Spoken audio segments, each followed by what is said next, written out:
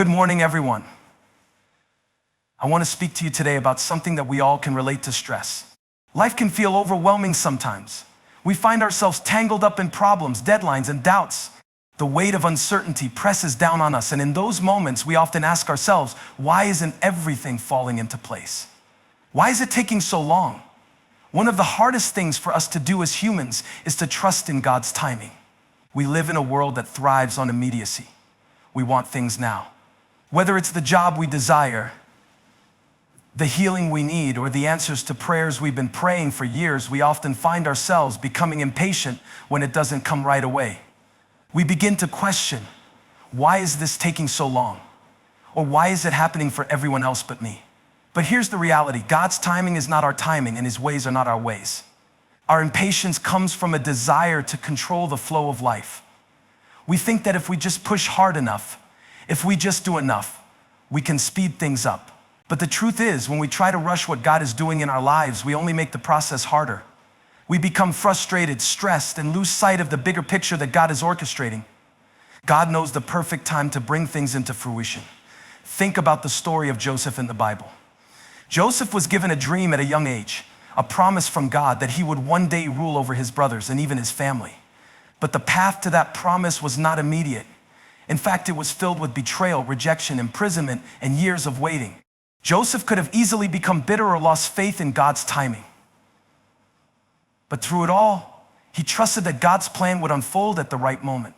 And when the time came, God's timing was perfect. This is the essence of trust, trusting that God's timing isn't just about when something happens, but also about the way it happens. We might think we're ready for something, but God knows exactly when we need it. His timing allows us to grow, to learn, and to develop the character we need for the blessing that's ahead. Often it's not the destination that matters most, but the journey that prepares us for what's to come. When we trust God's timing, we give ourselves permission to stop fighting against the current and start flowing with it. It's in those moments of waiting where God does some of His most powerful work in our hearts. We may not see it, but He's shaping us, refining us, and preparing us for something greater than we could ever imagine.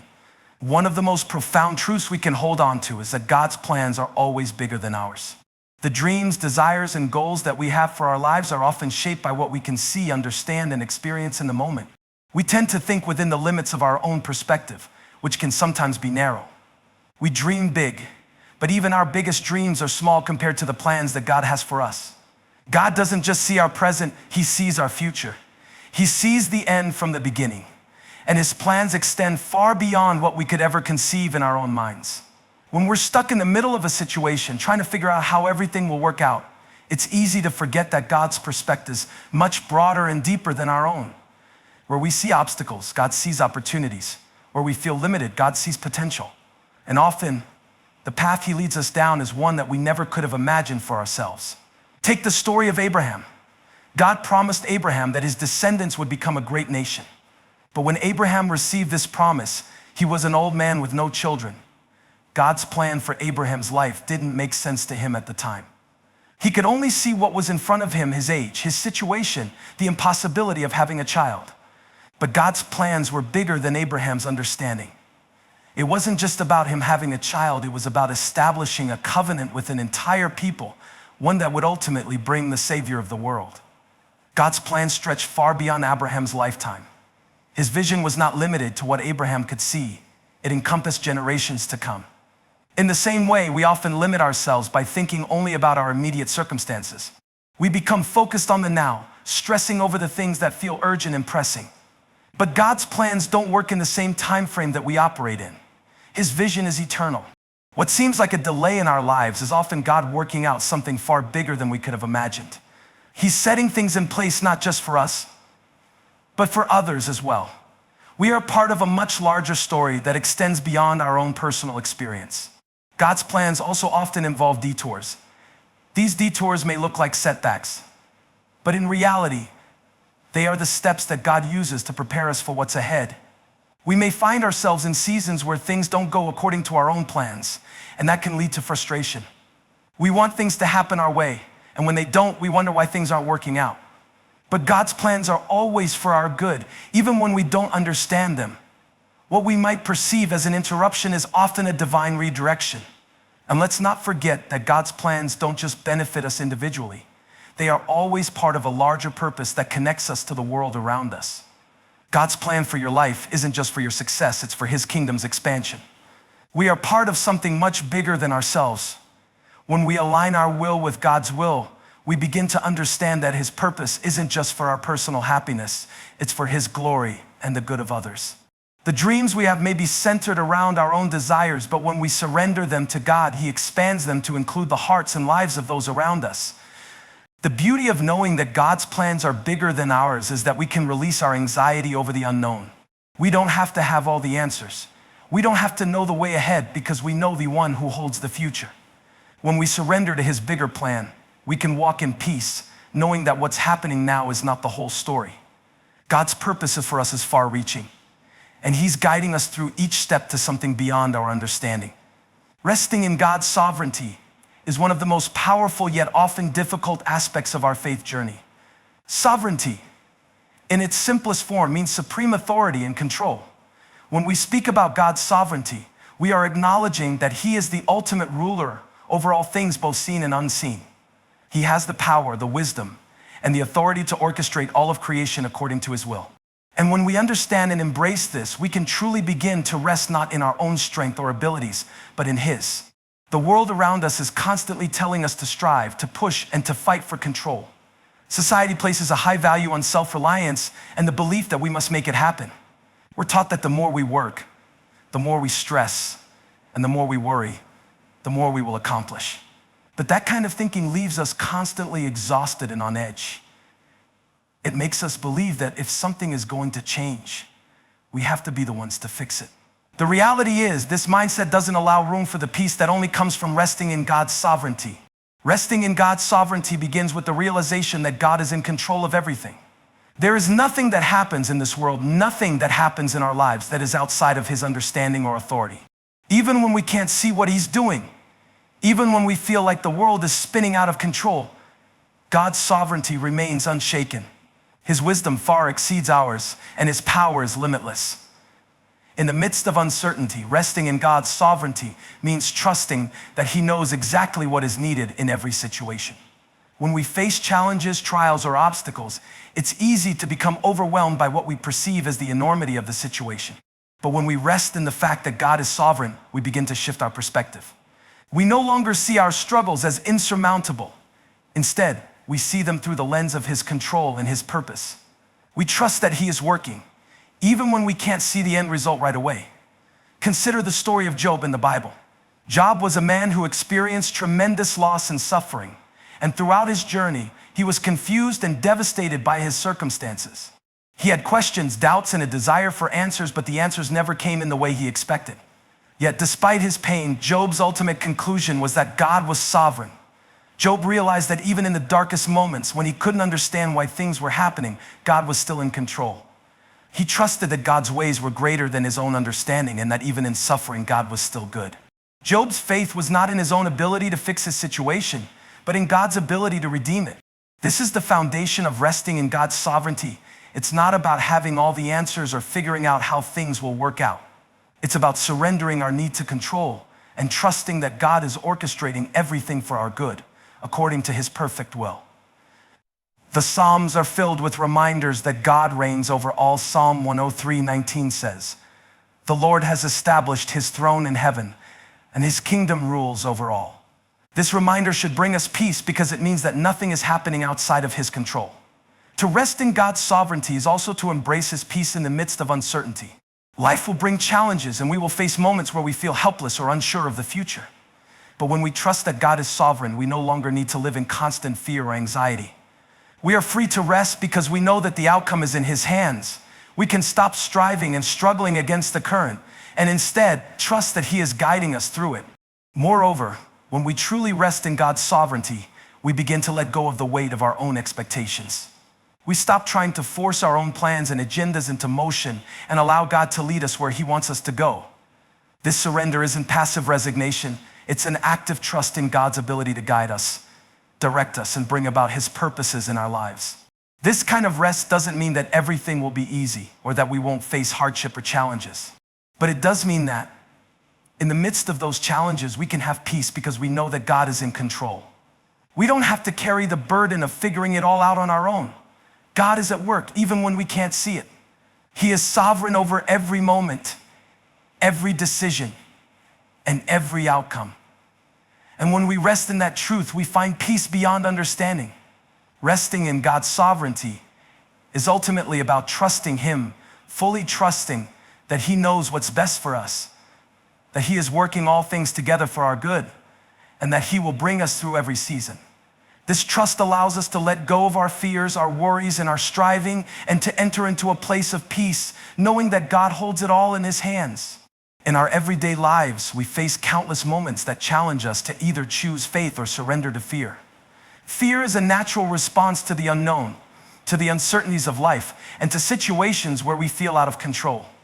It grips us when we feel like we're not prepared, when the odds are stacked against us, or when the future seems unclear. Fear often speaks to our limitations, reminding us of our weaknesses, failures, and vulnerabilities. But in those very moments, we are given the opportunity to choose a different path, to choose faith over fear. Choosing faith over fear doesn't mean the absence of fear. In fact, fear is something that we all experience at different points in our lives. It's a universal feeling, one that comes with the territory of living in a fallen world. But what defines us is not the presence of fear, but how we respond to it. Will we allow fear to control us, paralyze us, or dictate our decisions?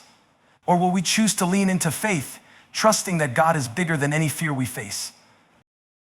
Fear often magnifies our problems. It takes a small issue and blows it out of proportion, making us believe that the challenge before us is insurmountable. It convinces us that we are powerless, that we're not enough, and that we don't have what it takes to overcome. When we allow fear to dominate our minds, we become overwhelmed by the possibilities of failure, rejection, and pain. But faith does something entirely different. Faith shifts our focus from what we can't control to what God is able to do. The Bible speaks clearly about the power of choosing faith over fear. In Timothy 1:7, we are reminded, "For God gave us a spirit not of fear, but of power and love and self-control." This verse challenges us to recognize that fear is not from God, and that He has equipped us with everything we need to face challenges with strength, courage, and clarity. When fear starts to rise up, we must remind ourselves that we have been given a spirit of power, not fear. Our faith in God empowers us to rise above fear, to look at challenges with confidence because we know that God is with us. Faith over fear is also a choice to trust in God's promises, even when the circumstances don't seem to align with what we hope or expect. One of the most powerful examples of this is found in the story of Peter walking on water.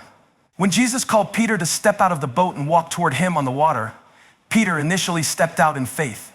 But as soon as he took his eyes off Jesus and looked at the wind and the waves, fear overtook him and he began to sink. In that moment, his fear clouded his faith. But as soon as he cried out to Jesus, the Lord reached out and saved him.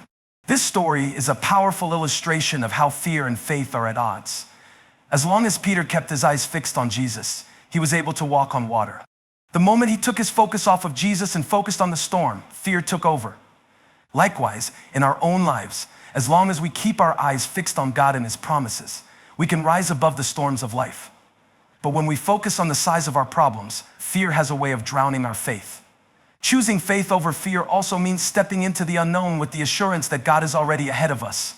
It means trusting that He is faithful to fulfill His promises, even when we can't see the road ahead. Think about the Israelites when they were at the edge of the Red Sea. They were surrounded by a seemingly insurmountable barrier, and the Egyptian army was closing in behind them. Fear began to spread among the people. But Moses told them in Exodus 14:13, "Do not be afraid. Stand firm, and you will see the deliverance the Lord will bring you today." In that moment, God parted the Red Sea, making a way where there was none. Their faith in God's ability to deliver them overcame the fear of their immediate danger. Faith over fear is a mindset that declares, even though I am afraid, I know that God is faithful. Even though I don't have all the answers, I will trust that God does. Even though the path ahead is uncertain, I will move forward in faith, knowing that He is guiding me. It's a decision to hold on to the truth that God is bigger than any fear we face. When we choose faith over fear, we acknowledge that our trust in God doesn't depend on our ability to see or understand everything. Faith allows us to move forward even when we don't have all the answers. It gives us the courage to take the next step, to press on in the face of uncertainty, and to know that no matter what happens, God will be with us every step of the way. This is the essence of living by faith, not having all the answers, but trusting in the one who does.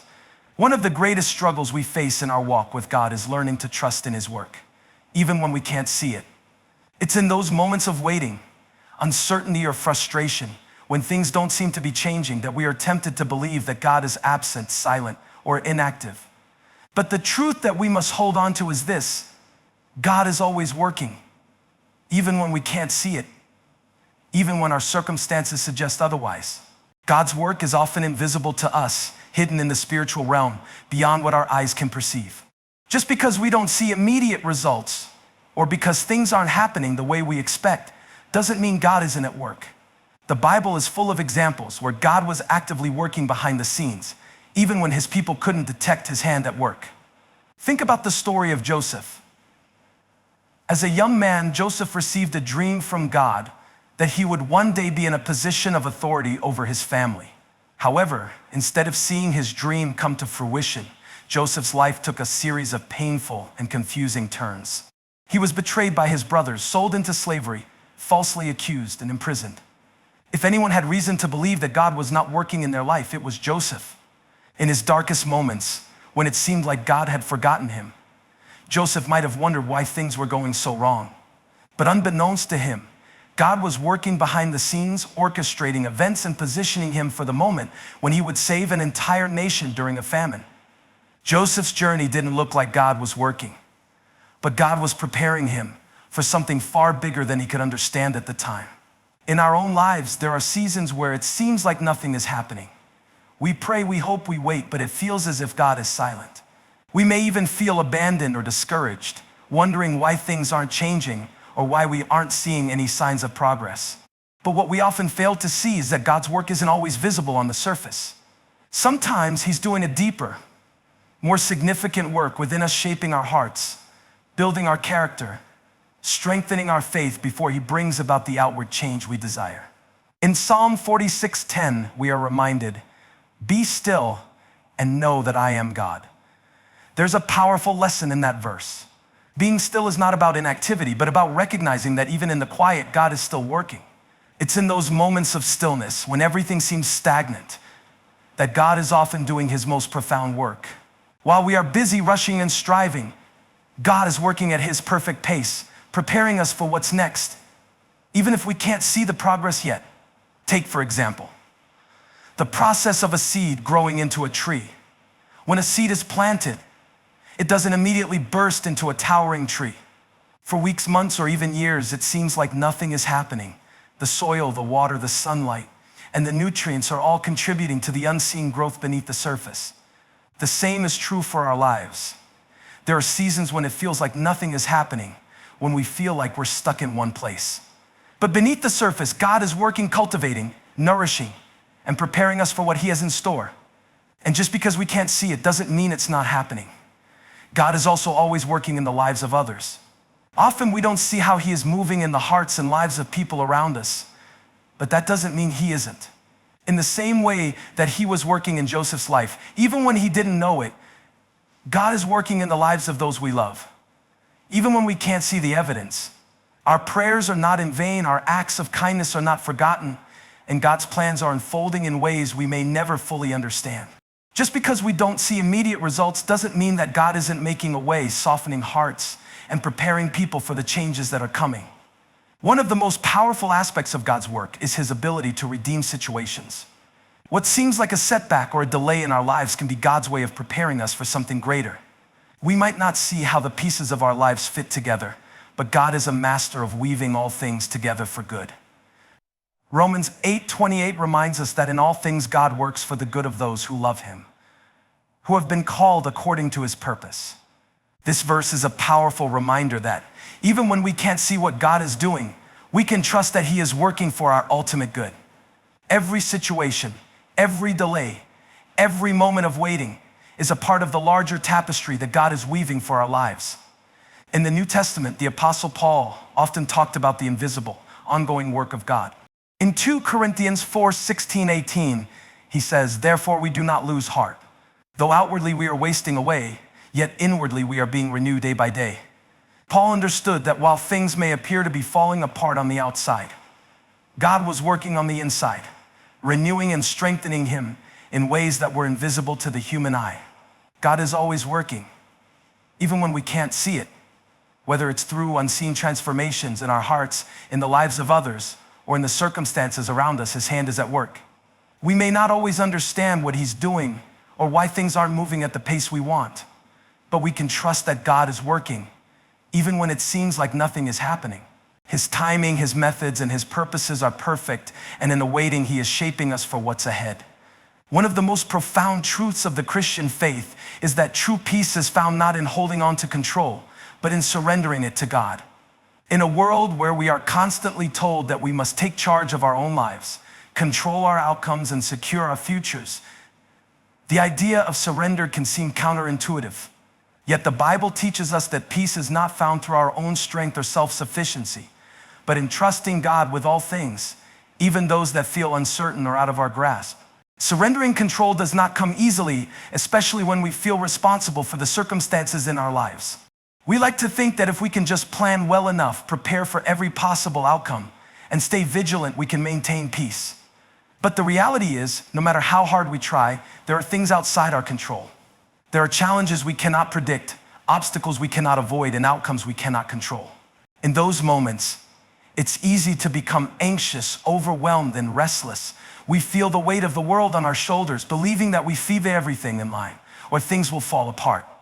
But here's the truth. Peace comes not from controlling everything around us, but from surrendering everything to God. In Philippians 4:6-7, we are reminded to not be anxious about anything, but in every situation, by prayer and petition, with thanksgiving, present your requests to God. And the peace of God, which transcends all understanding, will guard your hearts and your minds in Christ Jesus. This verse invites us to surrender our anxieties to God, to let go of the need to control every outcome, and to trust that he is faithful to give us peace that surpasses all understanding. The peace God offers isn't dependent on circumstances.